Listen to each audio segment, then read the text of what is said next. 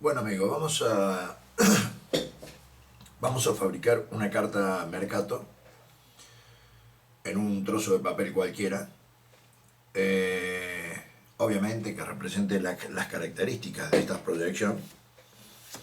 Concretamente vamos a hacer la carta del estrecho. La carta del estrecho. Vamos a hacer una carta que represente la zona del estrecho. Pero antes quiero repasar algunos conceptos teóricos de esta carta. Primero, nada, decir que su creador, Mercator, nació en el año 1512, el 5 de marzo del 1512, y bueno, básicamente era un matemático y cartógrafo flamenco que solucionó un problema de todos los tiempos a los navegantes. ¿Qué es lo que es la carta mercatoriana? Vamos a hacer una descripción muy simplificada. Me agradaría primero que valoremos en su justa dimensión la revolución que produjo Mercator, en particular en el mundo de los navegantes, como ya dije.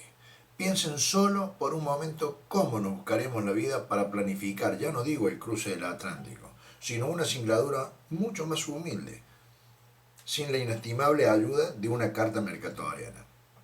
¿Qué rumbo daríamos a nuestro barco para ir de un lugar a otro? ¿Cómo reflejaríamos nuestra derrota verdadera en un plano de papel? ¿Por una curva? ¿O acaso la derrota sobre la superficie del mar de un barco para ir de Europa a América, por ejemplo, no es una trayectoria curva? Claro que sí, la Tierra es una esfera. Por lo tanto, el camino sobre la misma no es una línea recta. ¿Cómo planificaríamos los víveres si no conocemos con exactitud la distancia a navegar entre dos puntos? Casi ninguno de nosotros, creo, tomamos conciencia del gravísimo inconveniente que antes de Mercator tenían los navegantes para analizar y trazar sus derrotas. Desde todos los tiempos, este tema de aventurarse en el mar acompañado solo por una brújula, que es el instrumento básico que lleva el navegante, sin poder representar por una línea recta sobre un plano de papel la trayectoria curva verdadera que realizaban los marinos en los mares, y sin poder poner su timón a un rumbo que pueda ser sacado de verificar este ángulo, es decir, este rumbo de una carta, fue un serio impedimento a la navegación. El no poder llevar a un plano de papel, a un pedazo de papel, que sería una carta, a una representación de la superficie terrestre, los mismos ángulos que se miden en la Tierra, representaba un problema inmenso para navegar, y hoy mismo lo sigue representando si no tuviéramos la carta mercatoriana. Estoy seguro que hoy mismo muchos de nosotros, si perdemos las cartas de navegación que tenemos, porque por ejemplo se nos mojan a bordo, entraríamos en pánico. ¿Cómo reemplazar, por ejemplo, la carta del estrecho, que es la que vamos a hacer, que compramos para hacer los ejercicios de navegación? ¿Cómo reemplazarlo por una fabricada por nosotros en un trozo de papel cualquiera que mantenga las mismas características que la comprada? Ya veremos cómo hacerlo, ya veremos. La carta náutica sirve para representar zonas de extensión variable de mares y costas, con el objeto de permitir la navegación. La carta ideal tendría que tener las siguientes características: que la costa quede representada sobre la carta y conserve su verdadera forma; que los ángulos medidos sobre la tierra conserven su valor en la carta, esto es fundamental; que la loxodrómica, que es una curva en la superficie de la tierra, se pueda representar por una recta en la carta. No nos olvidemos que cada vez que representamos en la carta, que ni siquiera tomamos conciencia, una recta, en realidad esa recta no existe en la realidad, es una curva que nosotros desarrollamos, es una trayectoria curva, porque navegamos sobre una esfera, no sobre un plano. en la realidad no navegamos sobre la carta, navegamos sobre el esferoide terrestre. Por lo tanto, desarrollamos una trayectoria que no es una línea recta. Sin embargo, hoy día la podemos representar en un pedazo de papel por una recta. Es decir, vuelvo a repetir, que la loxodrómica, que es esa curva en la superficie de la Tierra, puede ser representada por una recta en la carta. Otra condición que pediríamos es que la escala de distancia sea la misma para toda la carta. Que podamos medir la distancia en un lugar, en una determinada latitud y en otra distante, y sea lo mismo. Que guarde la proporcionalidad entre las áreas de la superficie representada. Desgraciadamente no existe ningún tipo de carta que cumpla en su totalidad con los requisitos estos. No existe la carta perfecta. En fin, esto se debe, obviamente, a que la esfera no es un cuerpo geométrico desarrollable, como todos sabemos. La carta que usamos para navegar se llama Mercator y nace de una proyección cilíndrica que será modificada adecuadamente por este señor Mercator para convertirla de utilidad a los navegantes del mundo de todos los tiempos. Parte este señor de una proyección que se llama cilíndrica centrográfica.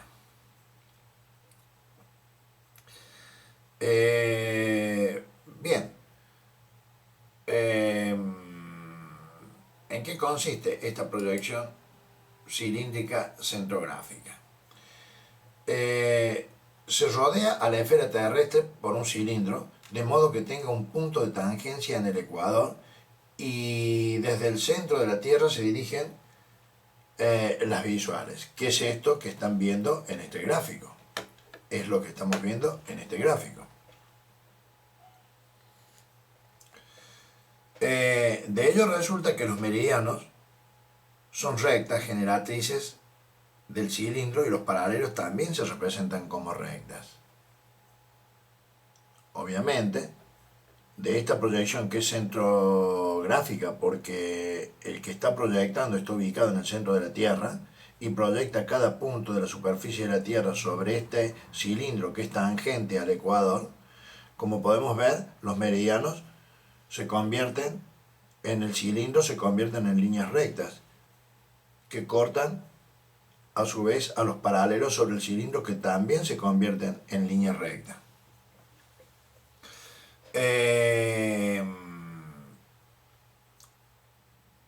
Como dijimos, de esto resulta que los meridianos resultan rectas, generatrices del cilindro, y los paralelos también se representan como rectas. Pero, mientras que los meridianos se mantienen paralelos a las mismas distancias, los paralelos igualmente mantienen su paralelismo, pero aumentan la distancia entre ellos en razón de la tangente de la latitud. Por lo tanto, los polos no tienen representación, ya que la tangente 90 es infinito. Fíjense que la representación de un meridiano, o mejor dicho, de un paralelo, de este paralelo, queda representada en el plano de papel, en el cilindro, por esta distancia. Esta distancia básicamente se obtiene de la tangente de la latitud. Esto es la latitud, este arco es la latitud.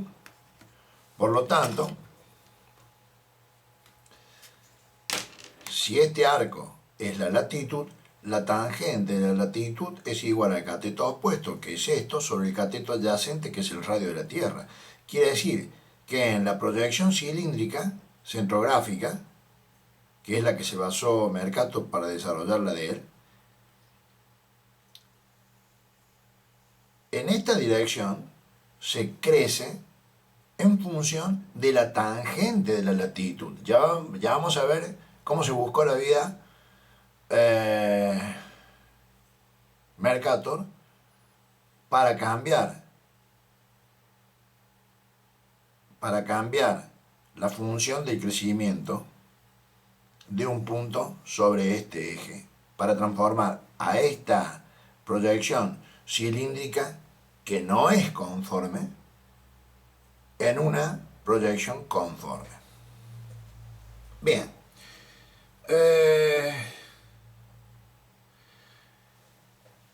esta proyección cilíndrica, como dijimos, produce lo siguiente.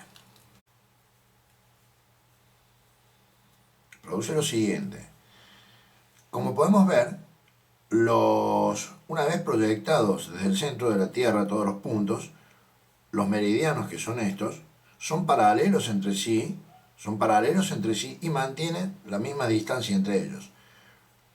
Los paralelos terrestres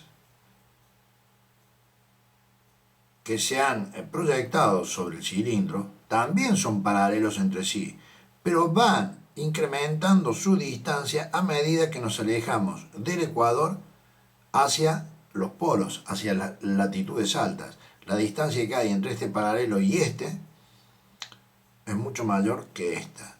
Estas distancias van creciendo, o estas separaciones entre paralelos van creciendo en proporción a la tangente de la latitud.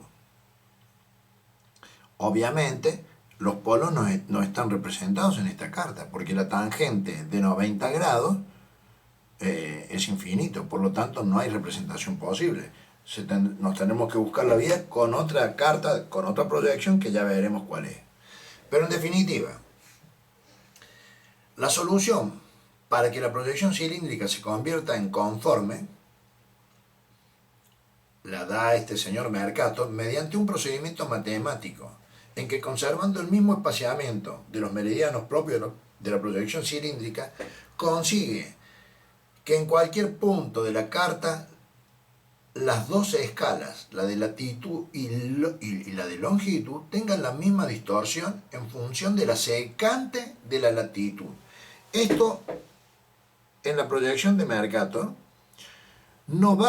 estas distancias no van a crecer en función de la tangente, sino de la secante de la latitud. Y esto es lo que va a transformar la proyección cilíndrica en una que en sí no es conforme. Ahora Mercator, haciendo crecer este eje en función de la secante de la latitud, logra una carta conforme, que esta proyección obviamente lleva su nombre, ¿no? Que es lo que nos permite obviamente navegar.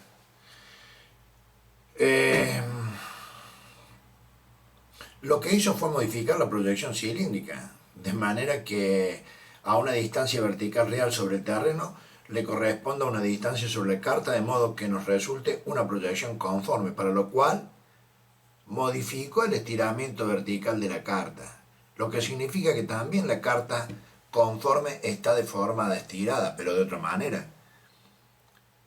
La carta cilíndrica está estirada. También la carta de Mercator está estirada, la proyección mercatoriana, pero de otra forma. El estiramiento es menor en la de Mercator. Está estirada, pero es menor. Y el estiramiento se produce en función de la secante de la latitud, no de la tangente, como en la cilíndrica.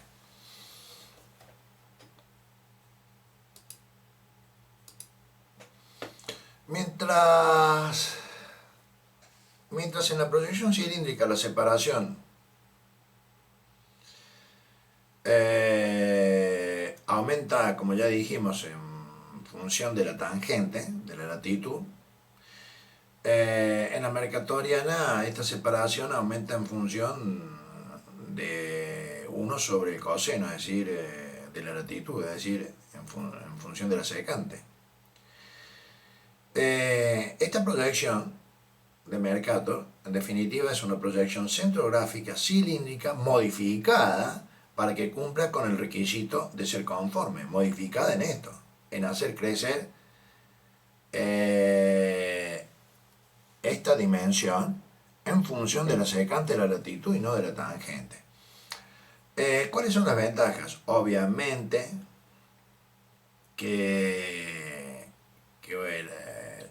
una ventaja es que la línea de rumbo constante loxodrómica que nosotros desarrollamos sobre la superficie de la Tierra, y obviamente es una curva, se puede representar por una recta en la carta. Otra ventaja es que las coordenadas de los puntos se pueden situar con facilidad, las distancias se miden con facilidad, las demoras azimutes y rumbos iniciales ortodrómicas se presentan por sus valores en el punto de trazado. También para las distancias pequeñas, la línea de demora se puede representar por una recta. El sistema de coordenadas es rectangular, obviamente. Pero de todas sus propiedades, seguramente la más extraordinaria es que las líneas de rumbo fijo, es decir, las loxodrómicas, se convierten en líneas rectas en la proyección de Mercator. Esta cualidad tuvo un valor incalculable para los navegantes de todos los tiempos, hasta hoy. Ahora sí, para establecer la ruta entre un lugar y otro, se puede dibujar una línea recta en el mapa, determinar el rumbo y zarpar hacia el destino. ¿Cuál es la desventaja de esta proyección? Bueno, tiene algunas desventajas. La escala de distancias no es uniforme. Esto implica que las medidas se han de tomar sobre una escala que tenga la misma distorsión. Por eso se utiliza como tal la del meridiano situado a su altura. Es decir, si yo quiero medir una distancia acá, no voy a tomar una escala acá para medirla, voy a tomar una escala en este lugar, en el mismo lugar, porque obviamente estos espacios se van distorsionando a medida que nos acercamos a latitudes altas, pero no es importante. Puedo tomar la distancia, simplemente que si estoy trabajando acá, la distancia la voy a tomar en este sector y no la voy a tomar acá abajo.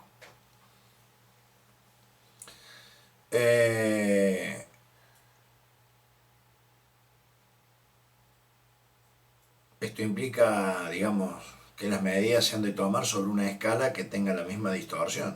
Por eso se utiliza como tal la del meridiano situado a su altura, como lo acabamos de explicar. La proyección Mercator no conserva las relaciones entre las áreas para valores distintos de latitud. Bueno, no es importante para nosotros. Por ello los mapamundi realizados según esta proyección exageran la superficie aparente de las tierras situadas cerca del polo norte y polo sur. No es importante, nosotros no vamos a comprar terreno, vamos a navegar. Por lo tanto, no nos interesa medir superficie, sí nos interesa medir ángulos y distancias. Groenlandia, por ejemplo, aparece en estas proyecciones aproximadamente del tamaño de África, cuando en realidad, si ustedes observan, el área de África es aproximadamente 14 veces la de Groenlandia, y Alaska parece similar al tamaño de Brasil, cuando en realidad Brasil es casi 5 veces el tamaño de Alaska. Pero bueno, no es un tema importante para nosotros, no es representativo. Una característica también es que el círculo máximo en esta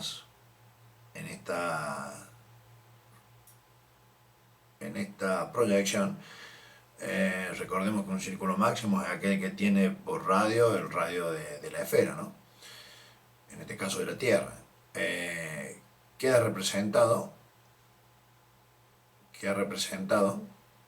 que tiene por radio o por diámetro, obviamente, ¿no? Que tiene por diámetro el diámetro de la esfera.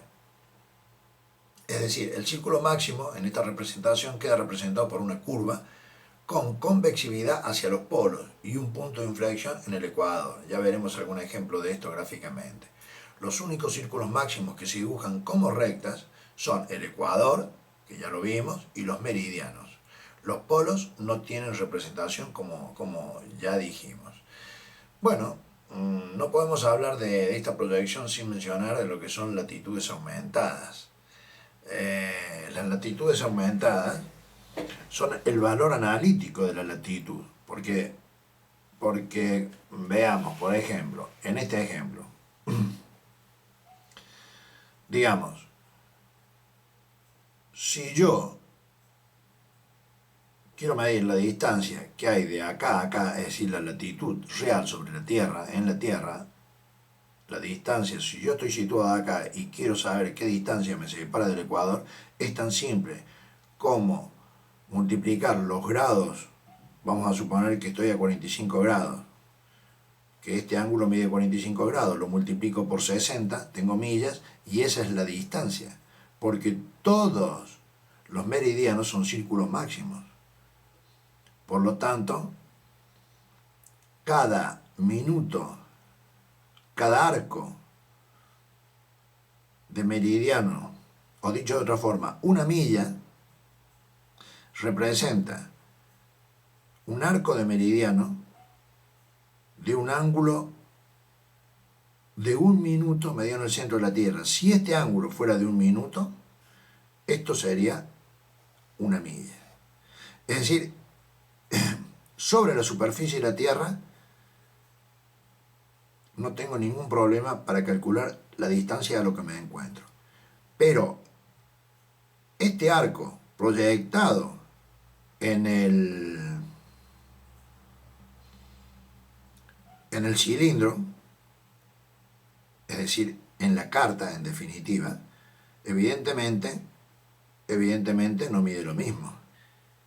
El valor analítico de esta distancia es lo que se llama latitud aumentada. ¿Y aumentada por qué? Porque esta distancia va aumentando a medida que nos acercamos a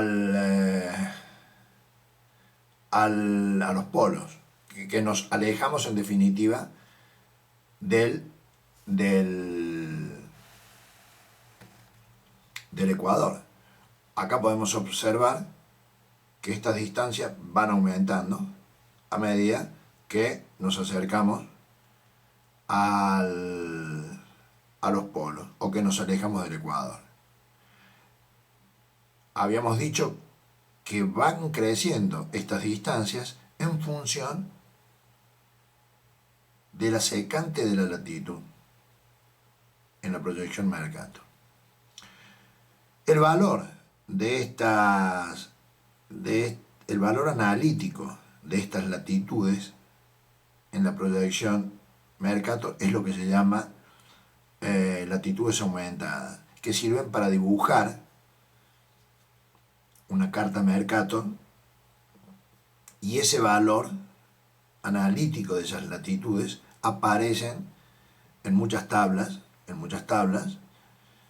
se los puede sacar desde ahí. Para una latitud X, entramos en la tabla y nos dice cuánto mide este vector que va desde el Ecuador hacia esa latitud en la cual estamos trabajando. Obviamente hay una fórmula también para desarrollar, eso no hay ningún problema.